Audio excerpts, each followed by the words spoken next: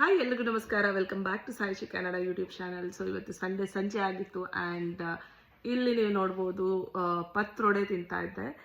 So ಪತ್ರೊಡೆ ನಾನು ಇಲ್ಲಿ ಈ ವಿಡಿಯೋನಲ್ಲಿ ಏನಕ್ಕೆ ಶೇರ್ ಮಾಡ್ತಾ ಇದ್ದೀನಿ ಅಂದರೆ, ಅಫ್ಕೋರ್ಸ್ ಇಲ್ಲಿ ನಾವಿರೋ ಕಡೆಯಿಂದ ಸ್ವಲ್ಪ ದೂರ ವೈಟ್ ಗೋಲ್ಡ್ ಸ್ವೀಟ್ಸ್ ಅಂತ ಹೇಳ್ಬಿಟ್ಟಿದೆ ಮಿಸ್ಸಿಸಾಗಾದಲ್ಲಿ. ಸೊ ಅಲ್ಲಿ ಪತ್ರೊಡೆನ ಸೆಲ್ ಮಾಡ್ತಾರೆ. ಸೊ ಹಾಗಾಗಿ ನಾನು ಕೂಡ ತೊಗೊಂಡು ಬಂದಿದ್ದೆ, ಅದಕ್ಕೆ ಶೇರ್ ಮಾಡ್ತಾ ಇದ್ದೀನಿ. ಬಿಕಾಸ್ ತುಂಬ ಜನಕ್ಕೆ ಇದನ್ನು ತಿನ್ನಬೇಕು ಅಂತ ಇಷ್ಟ ಆಗುತ್ತೆ. ಆ್ಯಂಡ್ ಇಲ್ಲೆಲ್ಲ ಕೆಸು ಸೊಪ್ಪು ಸಿಗುತ್ತೋ ಇಲ್ವೋ ಗೊತ್ತಿಲ್ಲ, ಅದರಿಂದ ಮಾಡೋದಲ್ವಾ.